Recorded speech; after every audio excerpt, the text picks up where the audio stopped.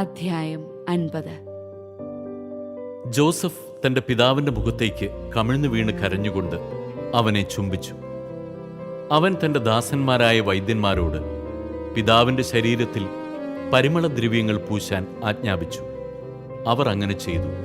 അതിന് 40 ദിവസമെടുത്തു. കാരണം പരിമളദ്രവ്യം പൂശിത്തീരാൻ അത്രയും ദിവസം വേണം. ഈജിപ്തുകാർ 70 ദിവസം അവനെ ഓർത്ത് വിലപിച്ചു. അവനു വേണ്ടിയുള്ള വിലാപകാലം കഴിഞ്ഞപ്പോൾ ജോസഫ് ഫറവോയുടെ വീട്ടുകാരോട് പറഞ്ഞു, നിങ്ങൾ എന്നിൽ സംപ്രീതരാണെങ്കിൽ ദയചെയ്ത് ഫറവോയോട് ഇങ്ങനെ ഉണർത്തിക്കുക, എൻ്റെ പിതാവ് എന്നെക്കൊണ്ട് ഒരു പ്രതിജ്ഞ ചെയ്യിച്ചു. അവൻ പറഞ്ഞു, ഞാൻ മരിക്കാറായി. കാനാൻ ദേശത്ത് എനിക്കു വേണ്ടി ഞാൻ തയ്യാറാക്കിയിരിക്കുന്ന കല്ലറയിൽ തന്നെ നീ എന്നെ സംസ്കരിക്കണം. അതുകൊണ്ട് ഞാൻ പോയി എൻ്റെ പിതാവിനെ സംസ്കരിക്കട്ടെ. അതുകഴിഞ്ഞ് ഞാൻ തിരിച്ചു വരും. ഫറവോ പറഞ്ഞു, നീ പോയി അവൻ പ്രതിജ്ഞ ചെയ്തതനുസരിച്ച് അവനെ സംസ്കരിക്കുക. ജോസഫ് പിതാവിനെ സംസ്കരിക്കാൻ പോയി.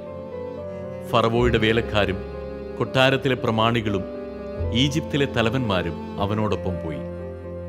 ജോസഫിന്റെ വീട്ടുകാരും സഹോദരന്മാരും പിതാവിന്റെ കുടുംബവും അവന്റെ കൂടെ ഉണ്ടായിരുന്നു.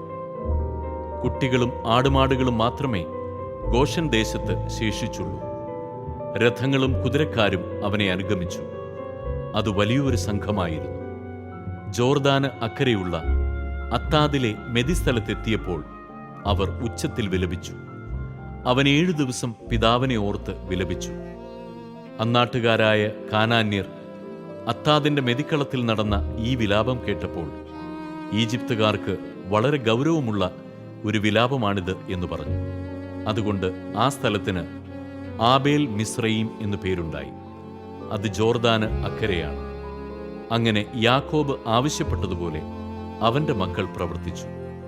അവർ അവനെ കാനാൻ ദേശത്ത് കൊണ്ടുപോയി മാമ്രയ്ക്ക് കിഴക്ക് മക്പെലായിലുള്ള വയലിലെ ഗുഹയിൽ സംസ്കരിച്ചു.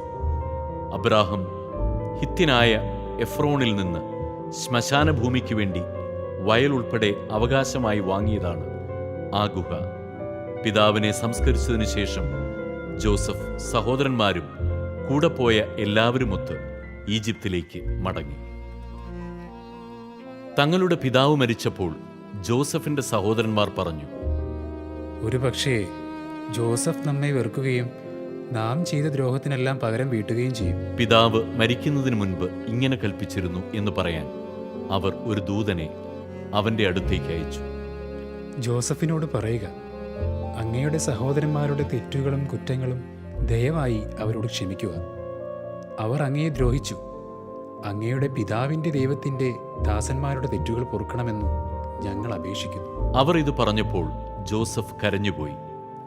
സഹോദരന്മാർ വന്ന് അവന്റെ മുൻപിൽ വീണു പറഞ്ഞു, ഞങ്ങൾ അങ്ങയുടെ ദാസന്മാരാണ്. ജോസഫ് പറഞ്ഞു, നിങ്ങൾ പേടിക്കേണ്ട.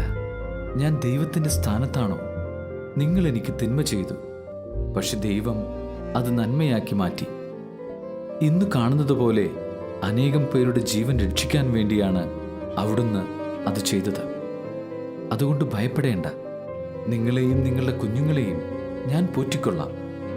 അങ്ങനെ അവൻ അവരെ ധൈര്യപ്പെടുത്തുകയും സാന്ത്വനപ്പെടുത്തുകയും ചെയ്തു.